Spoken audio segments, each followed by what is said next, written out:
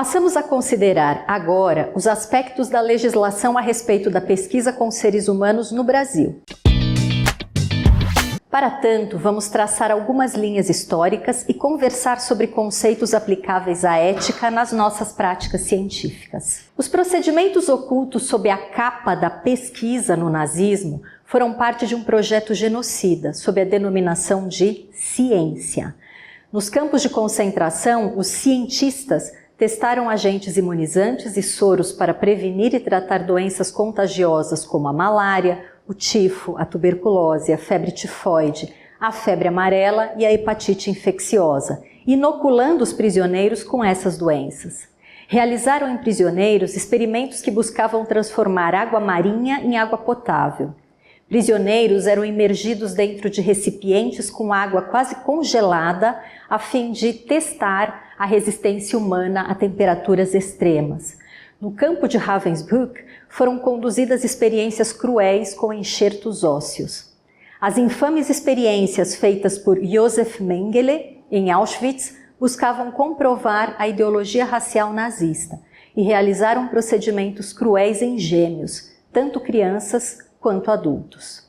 O primeiro código que buscou normatizar as práticas investigativas na área médica foi o Código de Nuremberg, que decorreu justamente dos horrores perpetrados pelos nazistas pouco antes e durante a Segunda Guerra Mundial.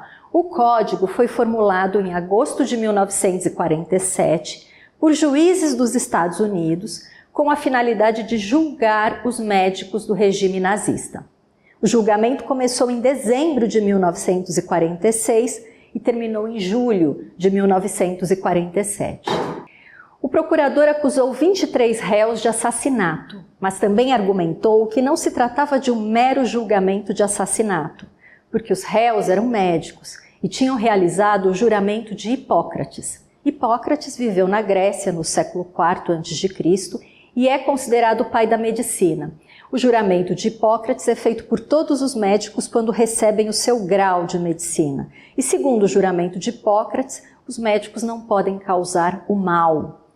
A defesa alegou que os médicos realizaram os experimentos para desenvolver e testar medicamentos, assim como métodos de tratamento para ferimentos e enfermidades que os militares e a equipe de ocupação alemã encontravam no campo, e que, portanto, os experimentos foram conduzidos sob as ordens do Estado, e que o bem do Estado precede o bem do indivíduo. Mas a acusação declarou que o Estado pode até ordenar experimentos fatais em seres humanos, mas os médicos têm o dever de não os realizar.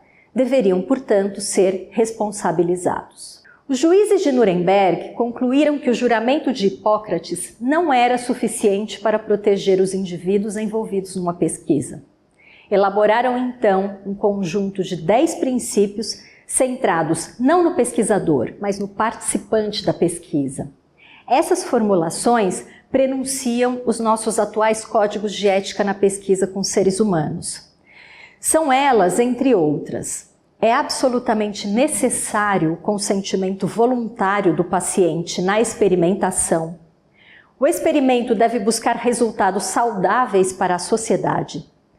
O experimento deve ser conduzido de tal forma que previna sofrimento ou dano físico ou mental. O grau de risco ao paciente não deve exceder a importância do problema a ser resolvido. O experimento só pode ser realizado por pessoal tecnicamente qualificado. O experimento deve ser suspenso na medida em que colocar em risco a saúde do paciente. No relacionamento médico-paciente da tradição de Hipócrates, o paciente é silencioso e fundamentalmente obedece ao médico. O Código de Nuremberg concebeu a ideia de um paciente que fala e que tem autonomia para decidir o que é melhor para ele. O código requer que o pesquisador proteja sempre os interesses do seu paciente. Ao mesmo tempo, os voluntários passam a ter tanta autoridade para terminar a sua participação no estudo quanto os próprios pesquisadores. Podemos dizer que o Código de Nuremberg estabelece os fundamentos da bioética aplicada à prática da pesquisa científica. A legislação imediatamente posterior, inspirada pelo Código de Nuremberg, estabelece uma série de cuidados diante dos participantes da pesquisa. É importante dizer que, naquele momento, esses cuidados se concentravam em pesquisas clínicas, nas quais os conceitos de participante e paciente se confundem. Devido à sua natureza, as diretrizes éticas para esse tipo de pesquisa equiparam a relação pesquisador-participante com a relação médico-paciente. Mais recentemente, os cuidados foram expandidos para todo e qualquer tipo de pesquisa envolvendo seres humanos. A esse respeito, podemos dizer que o Código de Nuremberg, juntamente com a Declaração de Helsinki e as suas sucessivas versões entre 1964 e 1996, e as diretrizes para pesquisa em seres humanos do Conselho Internacional de Organizações de Ciências Médicas, de 1993, formaram os pilares da moderna ética em pesquisa com seres humanos. Mas houve um evento deletério que tanto antecedeu quanto ultrapassou o período do nazismo e da Segunda Guerra. Ele ficou conhecido como Estudo Tuskegee de sífilis não tratada no homem negro, um experimento conduzido entre 1932 e 1972 pelo Serviço de Saúde Pública dos Estados Unidos. O projeto escrito desta pesquisa nunca foi localizado. Ela envolveu cerca de 600 homens negros, sendo 399 com sífilis e 201 sem a doença, na cidade de Macon, no Alabama. O nome Estudo Tuskegee corresponde ao centro de saúde onde foi realizado. O objetivo era observar a evolução da doença sem nenhum tratamento. Os participantes do estudo de Tuskegee não foram informados de que tinham sífilis, nem dos efeitos dessa doença. A partir da década de 1950, a penicilina passou a ser usada de forma sistemática e com eficácia para tratar a sífilis. Mas os pacientes com sífilis foram mantidos sem tratamento.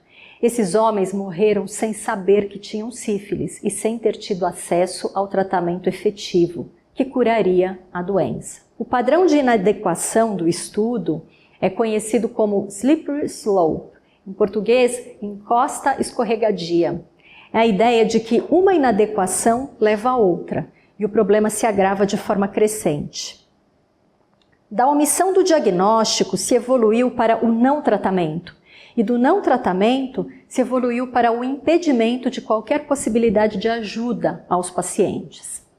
No início da década de 1950, já havia sido proclamado o Código de Nuremberg, que estabelecia as primeiras diretrizes éticas internacionais para a pesquisa em seres humanos. A Associação Médica Americana também já tinha publicado algumas normas no sentido de proteger as pessoas envolvidas em pesquisas. Entretanto, os resultados parciais do estudo Tuskegee foram aceitos para apresentação em congressos científicos sem nenhuma restrição por parte da comunidade científica.